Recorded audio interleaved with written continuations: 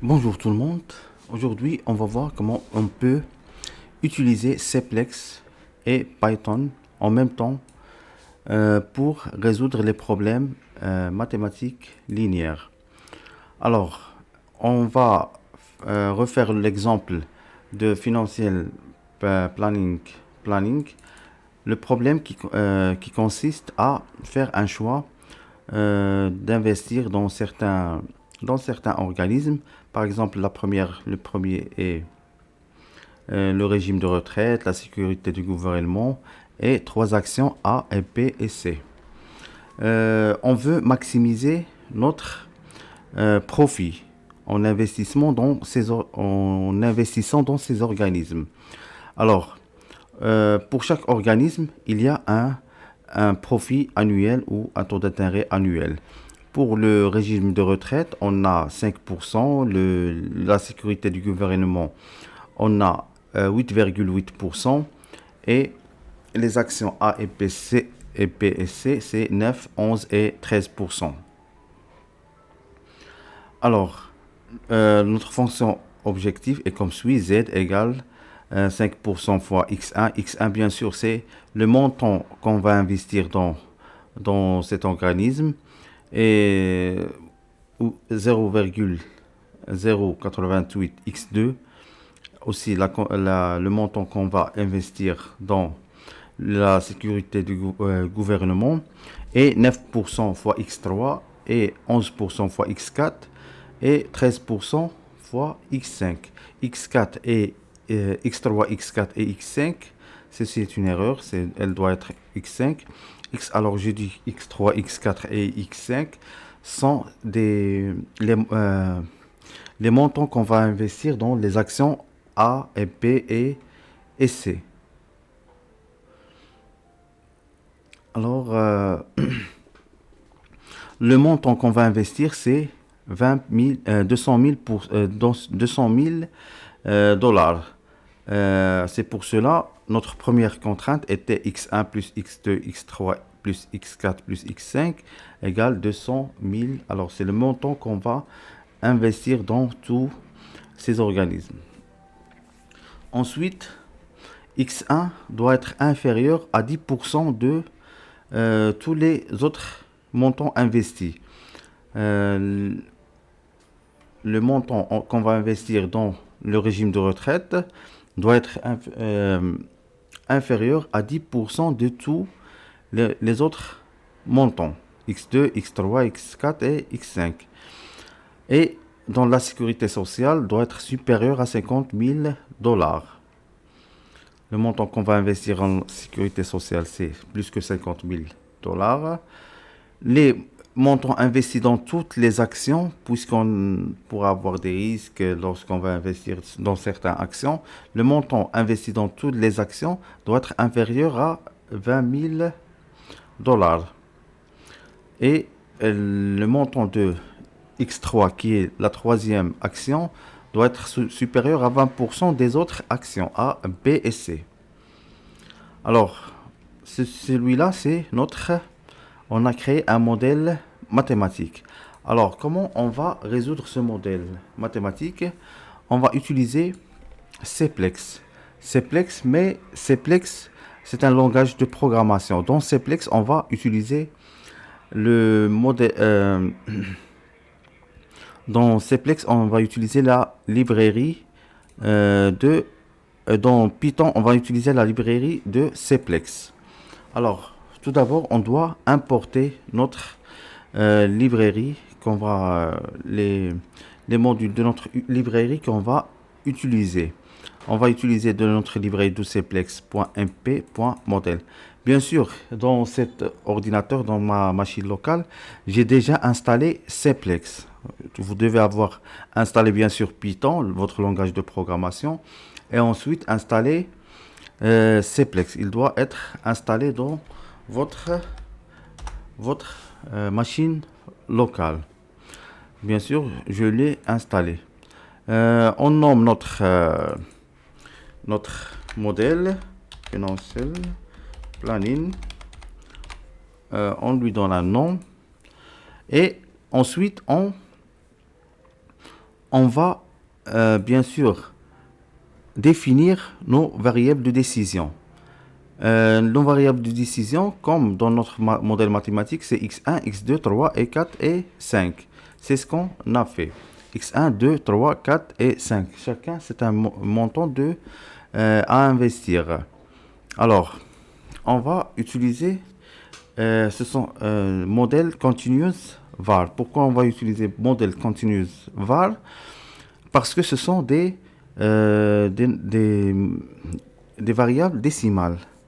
Il peut y avoir du virgule dans ces variables. Alors x1, x2, x3, ce sont modèles continuous var. Et on donne une nomination à cette variable. On pourra même le nommer, par exemple celui-là pour les régimes de retraite, on peut le nommer RR par exemple. Et renommer toutes les autres. Nous, on a choisi de les renommer x1 jusqu'à x5. Et chacun, on lui donne un type de variable continue. Continue, c'est qu'il contient des virgules.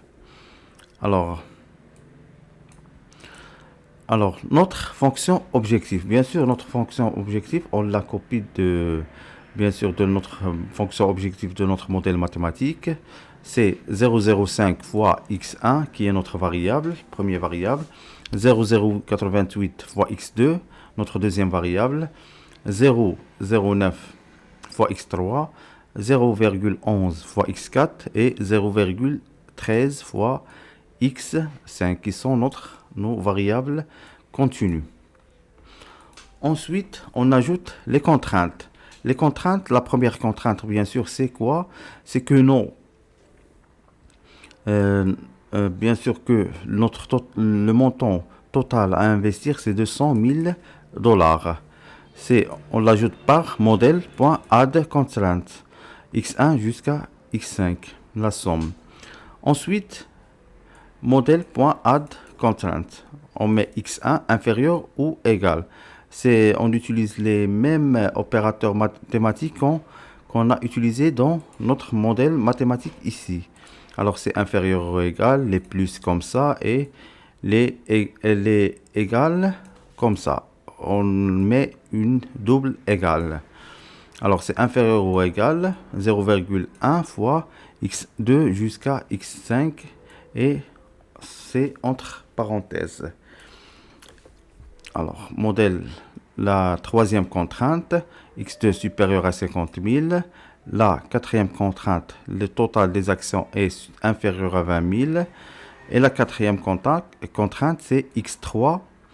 L'action A doit être supérieure à 20% des total des deux actions 4 et B et C. Comme ça, on a défini tous nos contraintes. Modèle.export to string, il nous affiche juste notre modèle mathématique. Il nous donne le modèle, le nom de modèle, il était hello.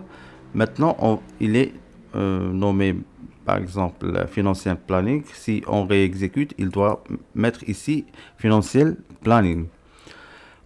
Notre fonction objectif, c'est maximiser. Il nous définit que on doit maximiser objet fois 0,05 fois x1, 0,088 fois x2, et ainsi de suite. Il définit notre fonction objectif comme celui-là. Ensuite, il définit les contraintes. Quelles sont les contraintes? C'est x1 plus x2 qui est 200 000 et la deuxième contrainte, la troisième et la quatrième. Là, il restructure les contraintes. Comme on peut voir, il va les restructurer. Nous, on les a mis entre parenthèses et comme cela. Alors lui, il va les restructurer. Alors, ensuite, comme vous voyez, là, c'est supérieur ou égal à 0, là, inférieur ou égal à 20 000. Il met les variables d'un côté et les chiffres constantes de l'autre côté l'opérateur logique. La fonction qui nous permet d'exécuter notre modèle et permettre de le solver, c'est modèle.solve. Ici, logout pour true, c'est pour qu'il nous affiche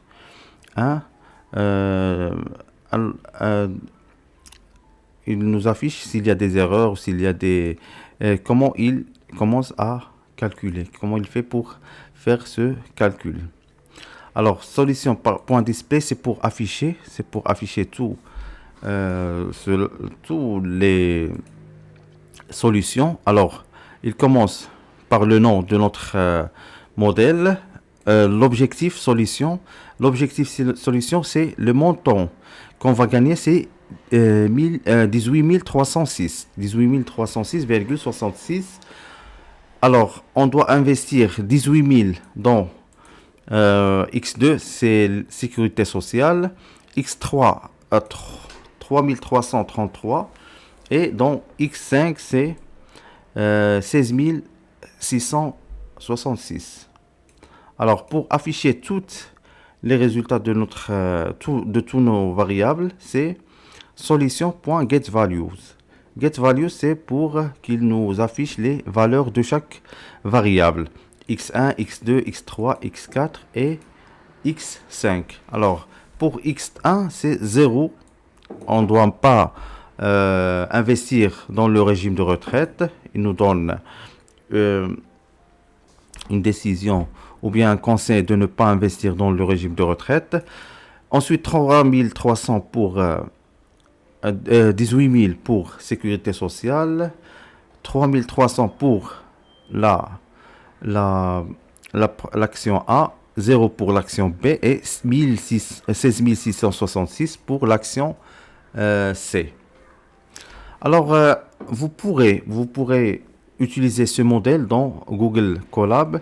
Vous pouvez le copier, bien sûr, depuis notre site web soutienintelligence.com et vous pouvez l'utiliser dans Google Colab. Comme vous pouvez voir, j'ai mis mon code dans Google Colab et je l'ai exécuté et il m'a donné la solution.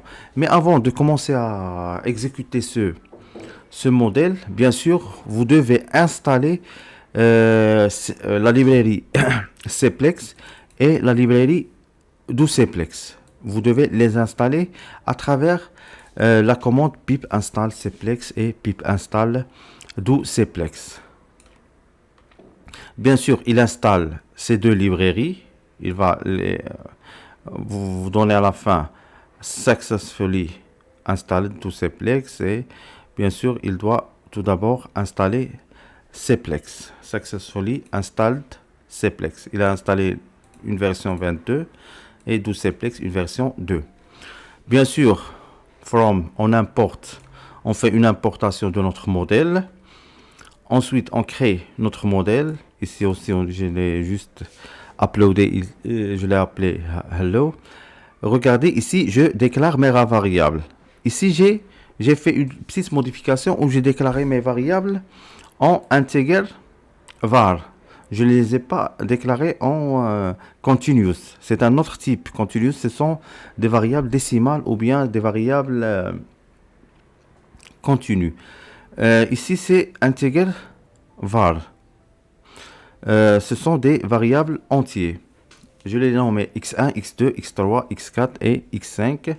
Je lui ai donné la même fonction de objectif, de maximiser cette fonction, ce total bien sûr. Ensuite, les contraintes et la même chose, export to string, c'est pour m'afficher mon modèle comme celui-là. Et à la fin, je dois exécuter et appeler la fonction solve pour mon modèle. Ensuite, display, solution display. Et à la fin, get value. Ici, il y avait une petite différence. Le régime de retraite, c'est 0. C'est comme lorsque j'ai utilisé des variables continues, puisque ici, j'ai utilisé des variables entières. Alors, il n'y a pas de chiffre après la virgule. Comme vous pouvez voir, la solution qu'il m'a donnée, elle ne contient pas de chiffre après la virgule. Alors, 18 000, c'est presque la même chose que cette solution, c'est pas 18 000, c'est 180 000. 180 000, ici, c'est la même chose, 180 000.